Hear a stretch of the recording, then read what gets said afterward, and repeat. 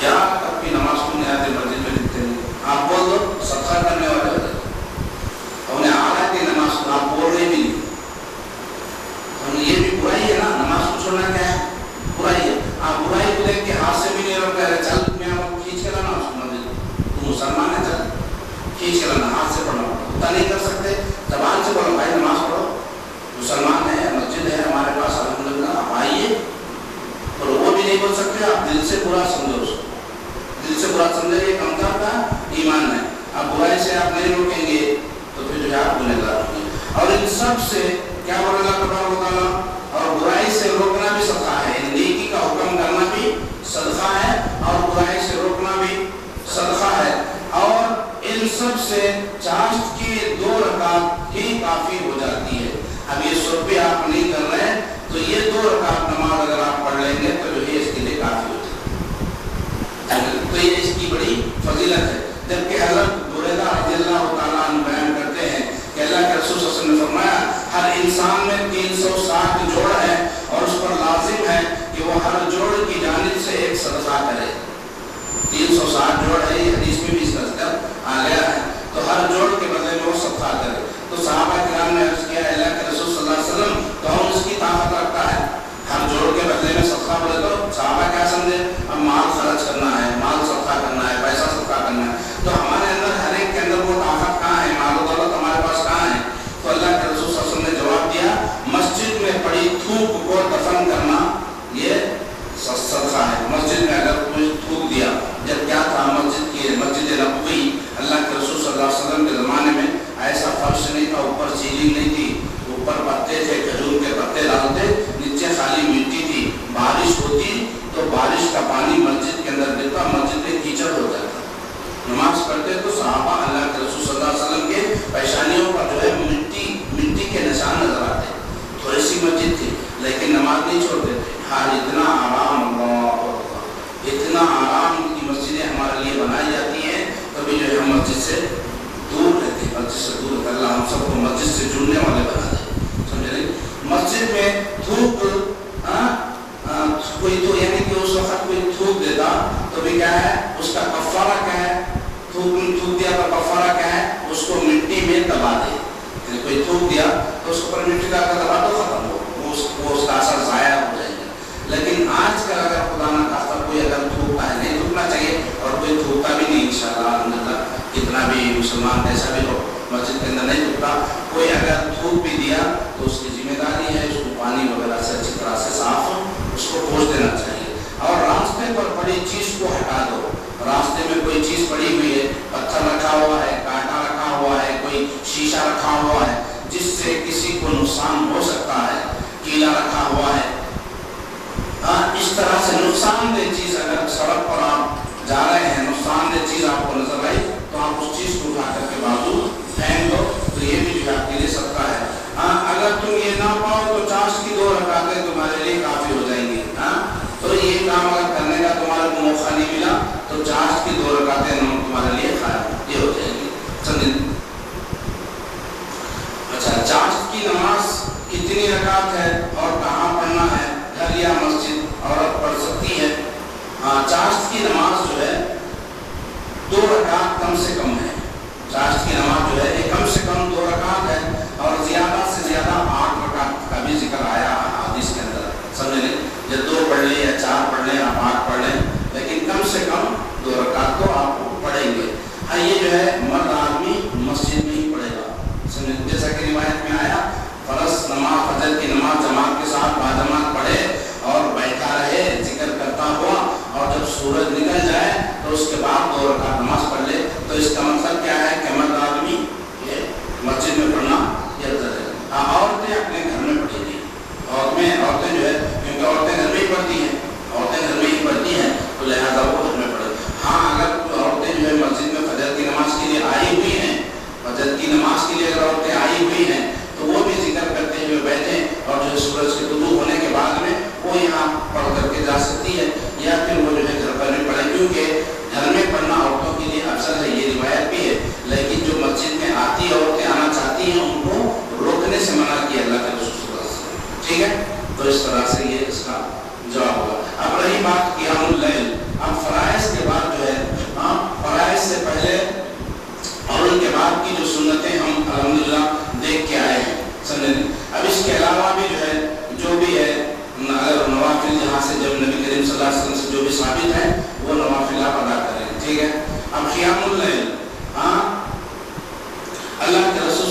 वसल्लम जो है क़ियाम अल-लैल का एहतमाम करते थे।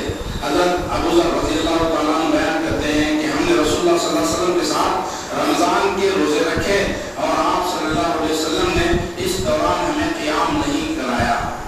यानी रमज़ान के रोज़े हम रखे, शुरू हो गया रमज़ान, हम रोज़ा रखना शुरू कर लिए, लेकिन अल्लाह के रसूल सल्लल्लाहु अलैहि वसल्लम ने हमें क़ियाम नहीं कराया।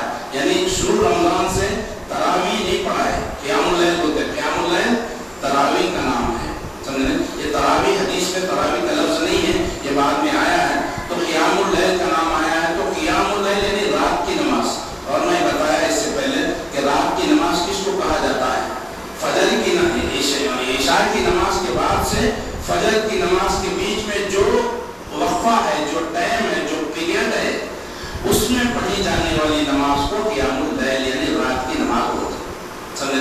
तो रात की नमाज अल्लाह के रसूल सल्लल्लाहु अलैहि वसल्लम क्या करें, रमज़ान शुरू हो गया, सहाबा बोल रहे हैं कि हम रोजे रख रहे थे, अल्लाह के रसूल सल्लल्लाहु अलैहि वसल्लम ने इस दौरान हमें क़ियाम नहीं कराया। यानी कि जमात से अल्लाह के रसूल सल्लल्लाहु अलैहि वसल्लम आकर के ये क़ियाम अल-लैल या तरावी नहीं पढ़ाए।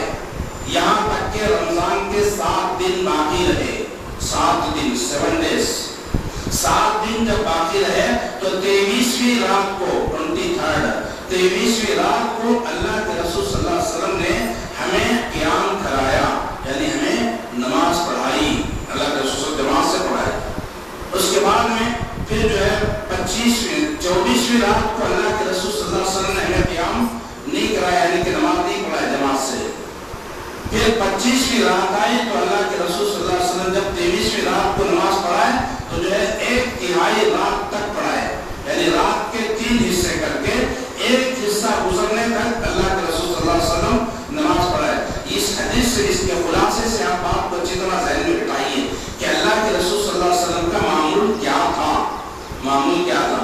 तो कब नमाज पढ़ते थे, ये नमाज कब पढ़ते थे, ये अल्लाह के रसूल सल्लल्लाहु अलैहि वसल्लम से हम यहाँ देख रहे हैं कि सहाबी बोल रहे हैं कि जब 23वीं रात आई तो आपने हमें क़ियाम कराया और 1/3 रात तक अल्लाह के रसूल सल्लल्लाहु अलैहि वसल्लम क़ियाम करे, 1/3 रात तक, यानी रात के 3 हिस्से करके एक हिस्सा भी 2 हिस्से बाकी थे, तो वहां पर नमाज आपने खत्म की, ठीक है। जब 25वीं रात आई तो 25वीं रात को भी अल्लाह के रसूल सल्लल्लाहु अलैहि वसल्लम ने हमें क़ियाम कराया, हमें क़ियाम कराया और क़ियाम कराया अल्लाह के रसूल सल्लल्लाहु अलैहि वसल्लम ने आधी रात तक क़ियाम कराया, यानी अब रात के 2 हिस्से कर लेंगे तो एक हिस्सा खत्म होने तक अल्लाह के रसूल सल्लल्लाहु अलैहि वसल्लम ने हमें क़ियाम कराया, यानी नमाज पढ़ाई। तो कितनी लंबी थी नबी सल्लल्लाहु अलैहि वसल्लम की नमाज, तो एक कराया। तो हमने कहा है अल्लाह के रसूल सल्लल्लाहु अलैहि वसल्लम और भी जो है यानी आधी रात को जब खत्म कर दिए तो सहाबा चाहते थे कि जो है पूरी रात पढ़ा दे, सहाबा का शौक कैसा था, हाँ, तो कहते और जो है बाकी रात भी अगर जो है हमें आप क़ियाम कराते तो जो है बेहतर होता। तो अल्लाह के रसूल सल्लल्लाहु अलैहि वसल्लम ने फरमाया कि सुनो, जो आदमी इमाम के साथ क़ियाम करा और यहाँ तक के इमाम नमाज को खत्म कर दे तो उसको सारी रात इबादत करने का सवाब मिल जाएगा।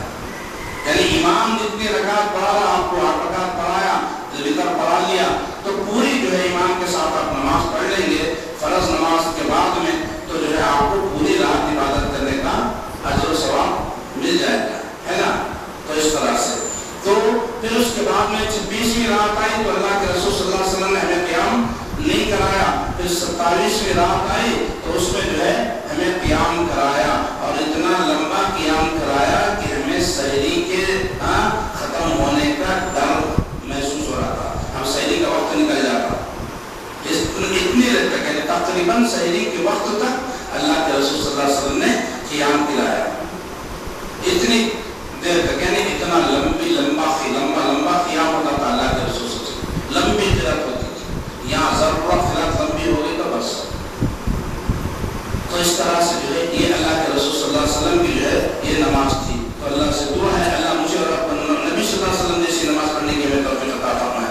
तो उसके बाद में इसी तरह से एक और रिवायत में नुमान बिन बशीर रज़ियल्लाहु तआला अन्हु रावी हैं, अल्लाह के रसूल सल्लल्लाहु अलैहि वसल्लम के साथ 23वीं रात को 1/3 रात तक क़ियाम किया, फिर 25वीं रात को आधी रात तक क़ियाम किया और 27वीं रात को इतना लंबा क़ियाम किया یہ گمان ہونے لگا کہ شاید آج ہم سحری نہیں کر سکیں گے. یعنی نبی صلی اللہ علیہ وسلم کا یہ نماز ادا کرنے کے اوقات مختلف ہیں، الگ الگ ہیں.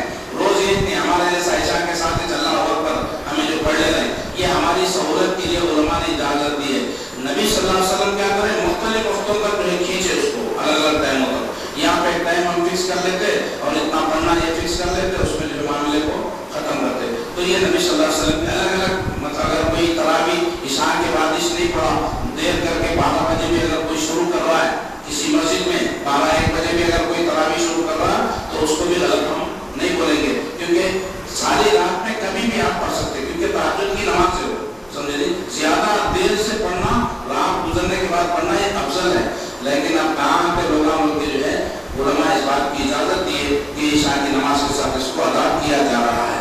اور آپ یاد رکھیں، اس کو جو ہے ذہن میں اچھی طرح رکھیں بات کو کہ قیام اللیل جو ہے یہ کوئی الگ نماز نہیں ہے اور تراویح الگ نماز نہیں ہے. ہاں، قیام اللیل یا تہجد یا تراویح یا قیام رمضان یہ ساری چیزیں ایک ہی نماز کے نام ہیں. جس طرح سے اشراق، چاشت، اوابین اور ضحیٰ یہ 4 نام ایک ہی نماز کے الگ الگ نام ہے، اسی طرح سے یہ بھی قیام اللیل بولیے، آپ قیام رمضان بولیے، تہجد بولیے یا تراویح بولیے، یہ ایک ہی نماز کے الگ الگ نام ہیں. کیونکہ اللہ کے رسول صلی اللہ علیہ وسلم مائی عائشہ صدیقہ رضی اللہ تعالیٰ عنہ سے پوچھے صحابہ آ کر کے اللہ کے نبی کی رات کی نماز کیسی ہوتی تھی رمضان میں، تو عائشہ رضی اللہ تعالیٰ عنہ فرماتی ہیں کہ رمضان اور غیر رمضان میں 11 رکعت سے زیادہ نہیں پڑھتے تھے. سمجھے؟ تو اس سے بات پوری طرح سے کھلا صاف ہو گیا کہ اللہ کے رسول صلی اللہ علیہ وسلم کی رات کی نماز رمضان اور غیر رمضان میں 11 رکعت سے زیادہ نہیں پڑھتے تھے.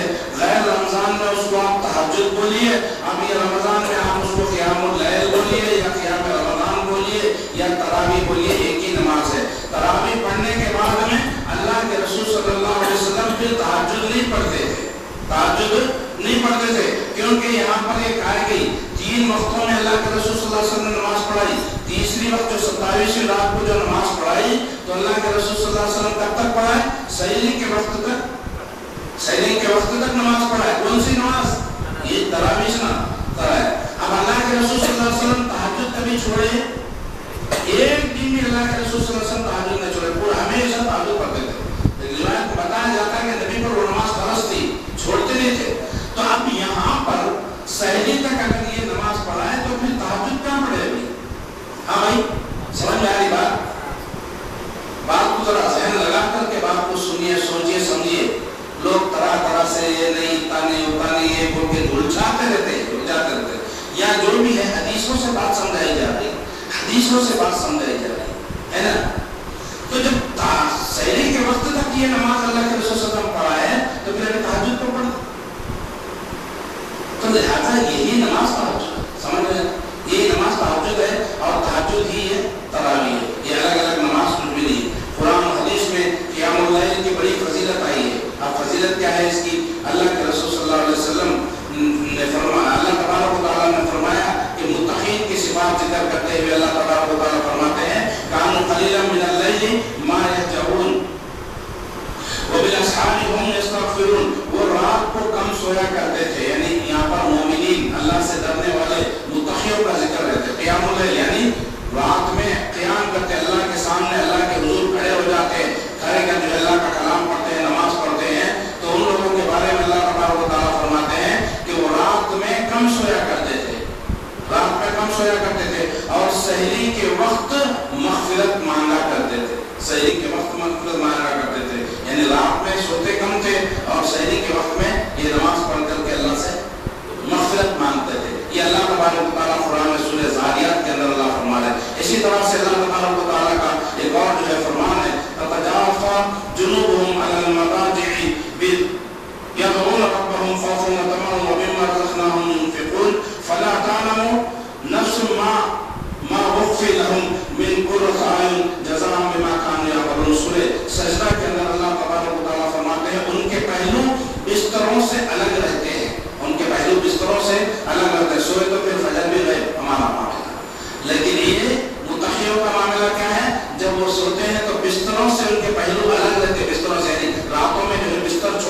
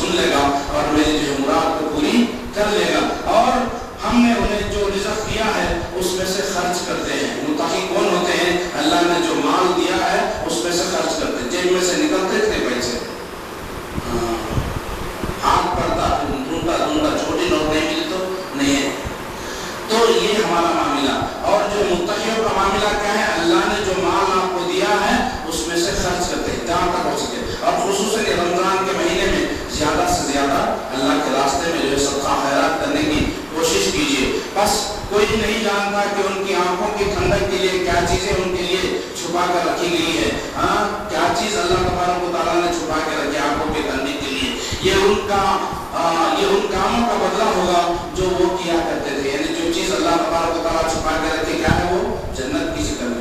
اس طرح سے اگر آپ متقی بنیں گے تو اللہ تبارک و تعالیٰ متقیوں کے لیے جنت جیسی نعمت جو ہے وہ چھپا کر کے رکھا ہے. اور حضرت عبداللہ بن سلام رضی اللہ تعالیٰ عنہ بیان کرتے ہیں کہ اللہ کے رسول صلی اللہ علیہ وسلم مدینہ تشریف لائے تو میں نے آپ سے پہلے جو حدیث سنی, سب سے پہلے جو حدیث سنی وہ یہ ہے, کیا ہے, اے لوگوں سلام کو پھیلاؤ. اللہ کے رسول صلی اللہ علیہ وسلم فرمایا سلام کو پھیلاؤ, کھانا کھلاؤ, صلہ رحمی کرو. سلام کو پھیلاؤ اور لوگوں کو کھانا کھلاؤ اور صلہ رحمی کرو. یعنی جو آپس میں رشتہ داریاں توڑے ہوئے ہیں ان کو جوڑنے کی کوشش کرو, یا تم خود اگر جو ہے کوئی رشتہ صلہ رحمی کیے ہوئے ہیں تو اس کو صلہ رحمی کرو. صلہ رحمی کا معاملہ یہ نہیں کہ لڑنے کو مل لینا, بلکہ اپنے دوست رشتہ داروں سے, اپنے قریبی رشتہ داروں سے جو ہے ان کے ساتھ اچھا سلوک کا معاملہ کرو, ان کے ساتھ اچھا معاملہ رکھو, اچھے سلوک سے ان کے ساتھ پیش آؤ. یہ صلہ رحمی. اور رات کو اس وقت نماز پڑھا کرو جب لوگ سوئے ہوئے ہوں.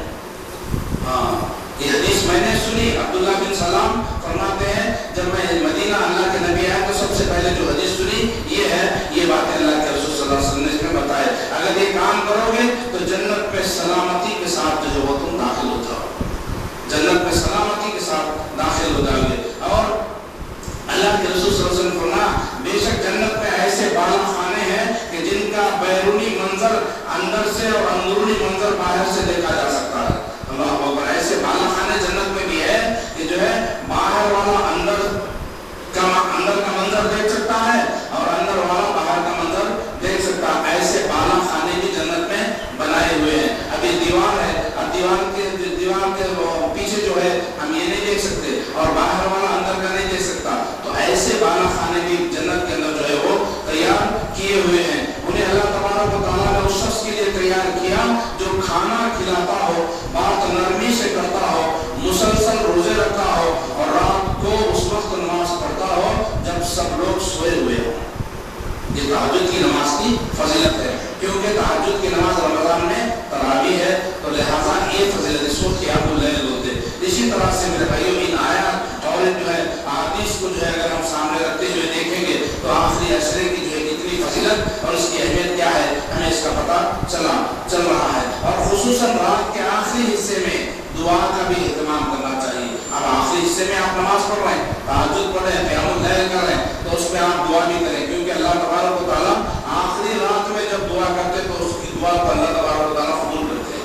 یہ قبولیت کا وقت ہوتا ہے رات میں, کیونکہ سب سوئے ہوئے ہیں. یہ اٹھا, اللہ کے حضور کھڑا ہوا, رکوع سجدے کیا, اللہ کی تعریف بیان کیا, اللہ کی باتیں بیان کیا, اللہ کی حمد و ثنا بیان کیا, پھر اس کے بعد ہاتھ اٹھا کر اللہ سے مانگتا ہے تو اللہ تبارک و تعالیٰ اس کی دعا کو رد نہیں کرتے, اللہ تبارک و تعالیٰ اس کی دعا کو قبول کر لیتے ہیں. اسی طرح سے اللہ کے رسول صلی اللہ علیہ وسلم نے فرمایا ہمارا رب جو بابرکت اور بالا اور بلند ہے, جو جب ہر رات اللہ تبارک و تعالیٰ ہر رات کا آخری حصہ جو ہے, آخری تہائی حصہ باقی رہتا ہے تو وہ آسمان دنیا کی طرف اللہ تبارک و تعالیٰ آسمان دنیا کے دنیا یہ جو آسمان ہے آسمان دنیا کی طرف جو ہے اس کا نزول ہوتا ہے, اللہ تبارک و تعالیٰ نازل ہوتا ہے, یعنی اترتا ہے اللہ تبارک و تعالیٰ عرش میں سے پہلے آسمان پر جو ہے اللہ تبارک و تعالیٰ ہے. پھر کہتا ہے کون ہے جو مجھ سے دعا مانگے میں اس کی دعا قبول کروں, کون ہے جو مجھ سے دعا کر کے. وہ رات کے 3 حصے کر دیے, 2 حصے گزر گئے, ایک حصہ باقی ہے. یہ آخری کا جو حصہ ہے اس حصے میں اللہ تبارک و تعالیٰ جو ہے یہ آواز لگاتے ہیں کون ہے جو دعا کرے میں اس کی دعا قبول کروں, اور کون ہے جو سوال کرے میں اس کا سوال پورا کروں, اس کو عطا کروں, اس کو دوں, جو وہ مانگتا ہے میں اس کو دوں, اور کون ہے جو مجھ سے معافی طلب کرے کہ میں اس کو معاف کر دوں, اس کی مغفرت کروں. اللہ تبارک و تعالیٰ ہر رات جو ہے یہ آواز لگاتا ہے. تو یہ رمضان کے مہینے میں بھی اللہ تبارک و تعالیٰ آتے ہیں, ہے نہیں, یہ نہیں کہ رمضان کے مہینے میں نہیں آتا, ہر رات اللہ تبارک و تعالیٰ آتے ہیں. تو اس طرح سے یہ جو ہے ہم جو ہے اس کا اہتمام کرنے کی کوشش کریں. اب رہی اس عشرے کے اندر جو ہے جو چیز ہے وہ لیلۃ القدر ہے. وہ کیا ہے؟ لیلۃ القدر ہے. اب رمضان المبارک کے آخری عشرے میں جو اعمال اس میں آتے کہ یعنی کہ شب قدر جو اس میں آتی ہے اسی عشرے میں وہ رات آتی ہے جس کی عبادت 1000 مہینوں سے افضل ہے. جس کی عبادت کیا ہے؟ 1000 مہینوں سے افضل ہے، جیسا کہ ہم نے سورہ قدر ہم نے پڑھ لی. اسی طرح سے اللہ تبارک و تعالیٰ اس کے اللہ کے رسول صلی اللہ تبارک و تعالیٰ نے جو ہے پوری سورت اس کے بارے میں نازل کر دیا سورہ قدر کے نام سے. اِنَّا أَنزَلْنَاهُ فِي لَيْلَةِ الْقَدْرِ وَمَا أَدْرَاكَ مَا لَيْلَةُ الْقَدْرِ، یہ پہلے میں نے بتا دیا. تو ان آیات مبارکہ سے کیا معلوم ہوا، یہ سورت سے کیا معلوم ہوا کہ یہ رات 1000 مہینوں سے بہتر ہے، یعنی 83 سال اور 4 مہینے عبادت کرنے سے بھی بہتر ہے یہ ایک رات میں عبادت کرنا. تو اس کو ہم چھوڑنے کی کوشش نہیں کریں گے.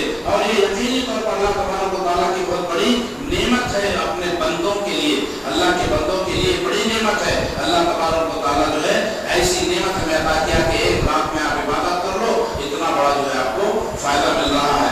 ایک رات کی عبادت پر اللہ تبارک و تعالیٰ اتنا اجر و ثواب ہمیں دے رہے ہیں اور ہم جو ہے اس کو لینے کے لیے تیار ہیں.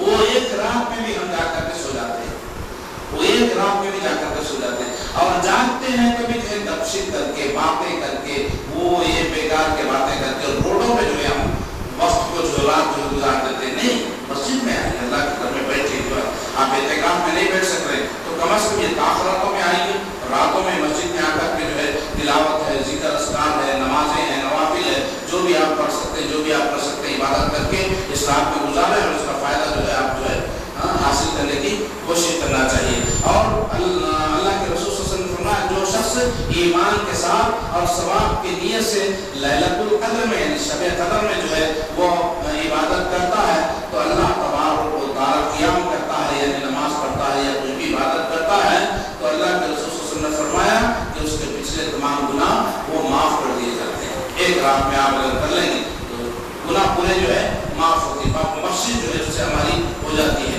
اسی طرح سے ابو سعید خدری رضی اللہ تعالیٰ یہ راوی ہیں، اللہ کے رسول صلی اللہ علیہ وسلم نے فرمایا رمضان مبارک کے درمیان عشرے، اللہ کے رسول صلی اللہ علیہ وسلم جو ہے رمضان کے درمیانی عشرے میں پہلے جو ہے اعتکاف بیٹھتے تھے. پہلے درمیانی عشرے میں اعتکاف بیٹھتے تھے، یعنی کہ 10 رمضان کے بعد میں، سمجھے بیچ کا جو عشرہ ہے، بیچ کے جو 10 دن ہے اس میں بیٹھتے تھے. لیکن پھر بعد میں اللہ کے رسول صلی اللہ علیہ وسلم نے فرمایا کہ مجھے بتایا گیا کہ جو اب یہ اس میں جو ہے لیلۃ القدر نہیں ہے تو لہٰذا یہ آخری رات آخری عشرے میں جو ہے اس کو تلاش کریں. یہاں پہ روایت میں بات آتی ہے چنانچہ جب 21ویں رات آتی یعنی 21ویں رات جب آتی تو آپ صلی اللہ علیہ وسلم اور آپ صلی اللہ علیہ وسلم کے ساتھ میں جو صحابہ اعتکاف میں بیٹھنے والے تھے، دیگر لوگ اپنے اپنے گھروں کو چلے جاتے. یعنی صحابہ جو ہوتے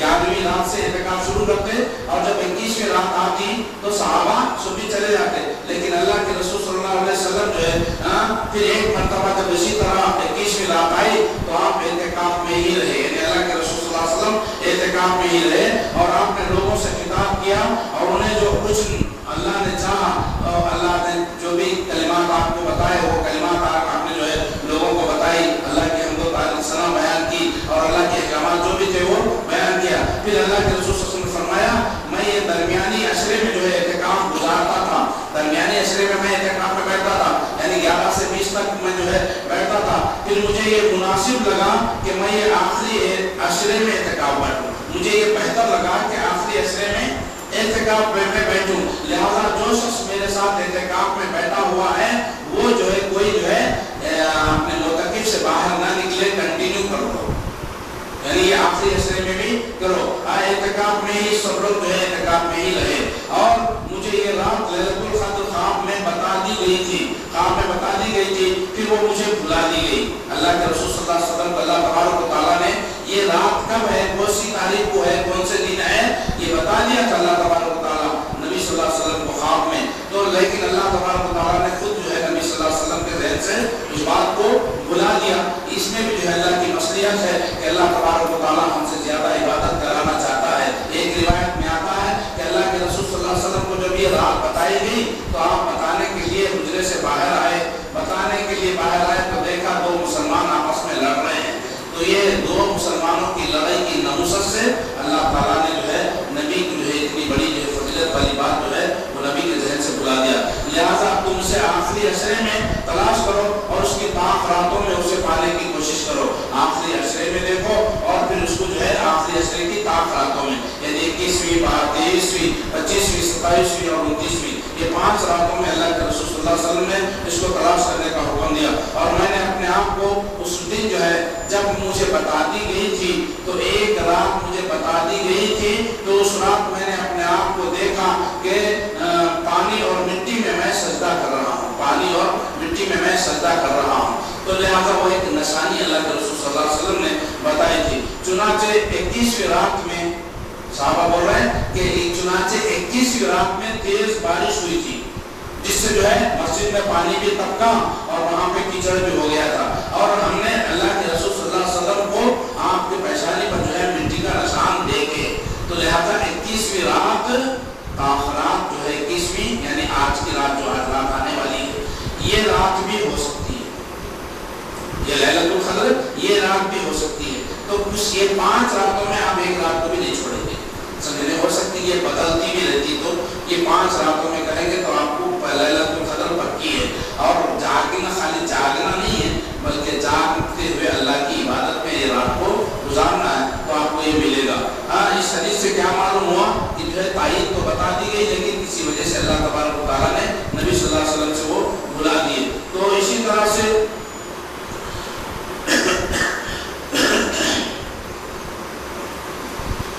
لیلۃ القدر رمضان کے آخری عشرے کی تاخراتوں میں سے ایک رات میں آتی ہے، یہ پکی بات ہے، اس میں کوئی جو ہے اس کی بات نہیں ہے، پکی بات ہے۔ شرط یہ ہے کہ آپ 5 راتوں میں اس کا آپ جو ہے عبادت کا اہتمام کریں گے۔ اور حضرت عبداللہ بن انیس رضی اللہ عنہ کہتے ہیں کہ 23ویں رات میں ہم پر بارش نازل ہوئی، اور جب رسول اللہ صلی اللہ علیہ وسلم ہمیں نماز پڑھا کر فارغ ہوئے تو آپ کی پیشانی اور ناک پر پانی اور مٹی کے آثار نمایاں تھے۔ یہ بھی مسلم شریف کی حدیث ہے۔ اب یہ حدیث سے کیا ہے 23ویں رات کی بات آ رہی ہے نا، ایک جگہ 21ویں آئی، ایک جگہ 23ویں آئی، ایک روایت میں 25ویں رات بول کے آئی، ایک روایت میں 27 کی بھی آئی۔ تو بہرحال الگ الگ حدیثوں میں الگ الگ راتوں کا ذکر آیا، تو لہٰذا اللہ کے رسول صلی اللہ علیہ وسلم کی اس حدیث کو معتبر بناتے ہوئے کہ تلاش کرو طاق راتوں میں یعنی 5 راتوں میں، تو آپ 5 راتوں میں کریں گے تو آپ کو پکی جو ہے یہ طاقت جو ہے لیلۃ القدر ہمیں مل جائے گی۔ اور اللہ کے رسول صلی اللہ علیہ وسلم نے فرمایا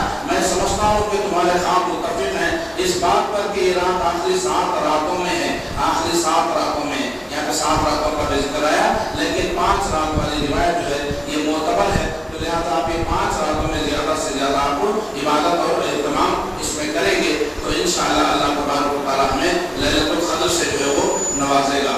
اسی طرح سے